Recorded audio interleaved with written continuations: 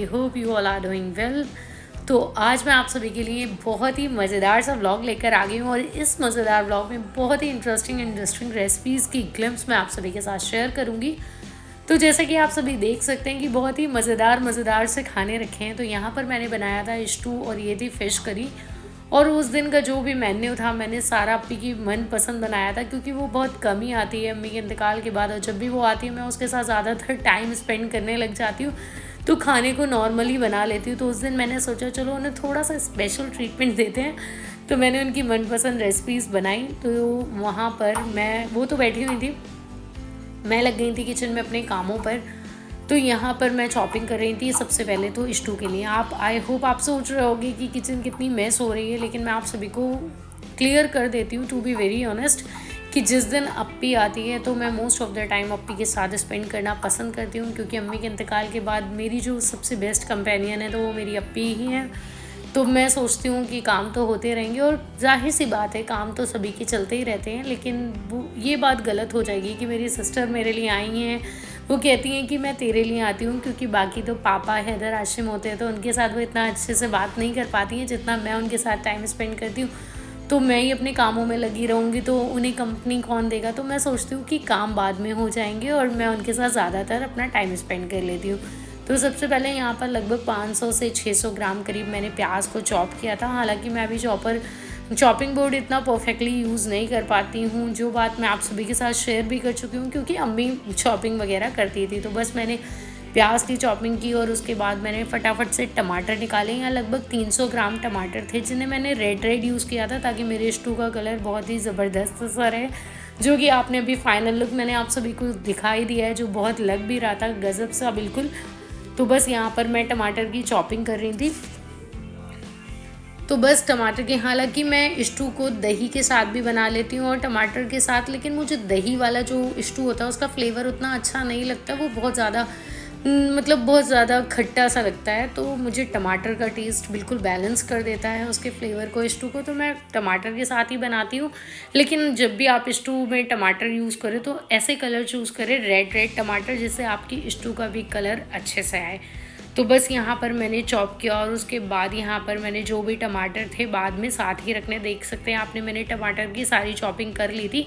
इस तरह से आपको प्याज के साथ ही डाल देना है और उसके बाद आपको बहुत ही बेसिक से मसालों का यूज़ करना है। बेसिक से मसालों में मैं आप सभी को पहले भी बताती हूँ कि बेसिक से मसालों में आपको लाल मिर्च, नमक, हल्दी और नॉनवेज मसाला या गरम मसाला कुछ भी यूज़ कर सकते हैं, लहसुन अदरक का पेस्ट, इन सबको डालना है एक के बाद सारे मसालों को आपको ऐड कर लेना है।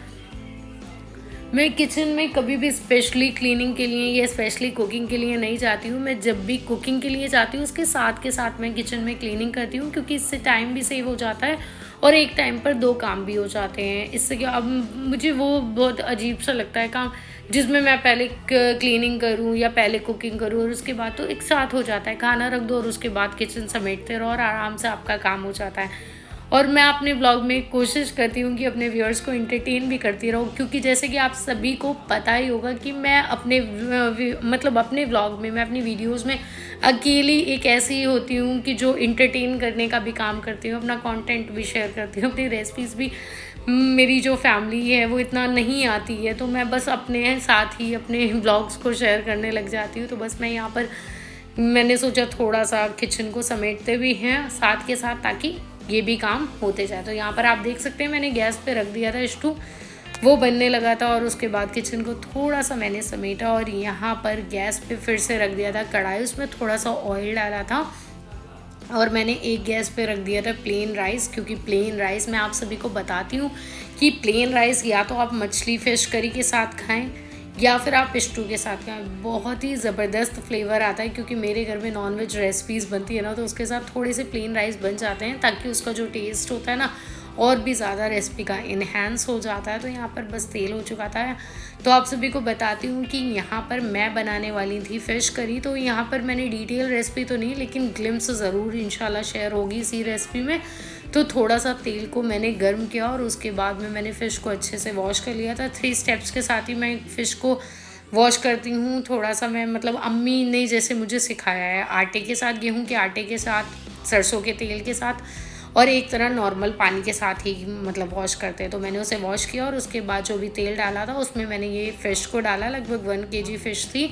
उसमें थोड़ा सा नमक को आपको स्प्रिंकल कर लेना है। उस नमक से क्या होता है, जो स्किन होती है ना फ़िश की, वो थोड़ी थोड़ी रिमूव होने लगती है।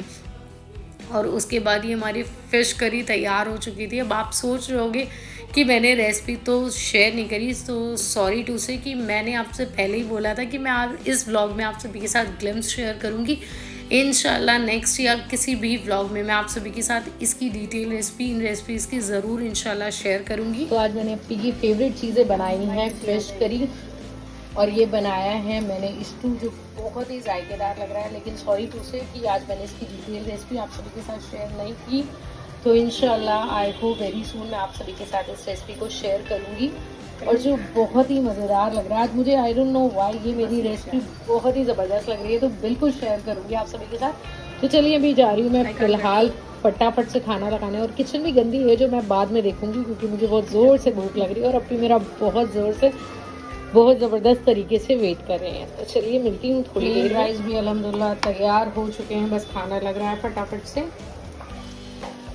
तो आप लोग सोच रहे होंगे कि इस तरह से मैंने किचन को छोड़ रखा है, गंदी हो रखी है, लेकिन हो जाता है यार। सिस्टर्स के साथ टाइम स्पेंड करने के बहुत कम मौके मिलते हैं, तो मैं बिल्कुल भी उसे गंवाना नहीं चाहती हूँ। काम वाम तो चलते ही रहेंगे, लेकिन अब भी चली जाती है तो मैं बोर हो जाती हूँ, तो मैं उसके साथ ज़्यादा से ज़्यादा कोशिश करती हूँ टाइम स्पेंड करने की। तो फ़िलहाल हम जा रहे हैं खाने को एंजॉय करने, तो इंशाल्लाह काम फिर हो जाएंगे थोड़ी देर में। उसके बाद मैंने अपना vlog direct next day shoot किया था। आप देख सकते हैं यहाँ पर मैंने अबाया पहना हुआ था, तो मैं यहाँ पर जा रही थी अप्पी के साथ मार्केट। हमारा अचानक से प्लान बन गया था, तो बस मैं भी हो गई थी तैयार फटाफट से। तो इस बार मैं आप सभी को बताती हूँ, पर्सनली जब भी हमें कपड़े खरीदना होते हैं हम कभी भी न्यू सीलमपुर मार्केट को कंसीडर नहीं करते, लेकिन फ़र्स्ट टाइम था इनकी रील्स इन भाई की इतनी शॉप की देख ली थी, तो मैंने और अप्पी ने सोचा चलो यहाँ पर चलते हैं और कुछ ड्रेसेस अपने लिए भी लेकर आते हैं। इनकी शॉप है न्यू सीलमपुर में, जूलर्स वाली जो स्ट्रीट है उसी में अंदर जाकर आपकी इजीली आप इनकी शॉप को फाइंड कर सकते हैं। तो यहाँ पर थोड़ा सा पहले मैंने थोड़ा सा एक्सप्लोर किया इनके ड्रेसेस को, थोड़ा सा क्राउड था तो मैं थोड़ी आउटसाइड की तरफ चली गई थी, जहाँ पर मुझे ये जॉन की तरफ कैट मिल गया था, तो मैं उसके साथ थोड़ी सी बातें करने लगी थी। अभी मुझे आवाज़ दे रही थी कि अंदर आ जाओ, अंदर आ जाओ।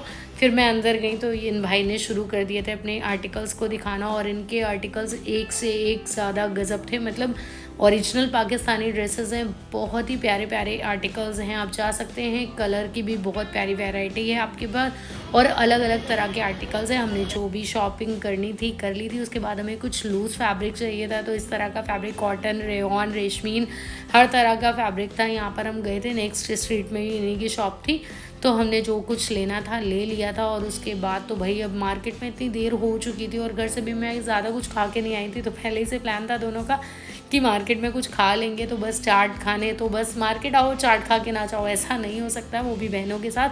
हमने फिर ये वाले लाडू खाए और फिर घर पे आए। पसंद आए ब्लॉग तो लाइक शेयर सब्सक्राइब करें। Bye bye.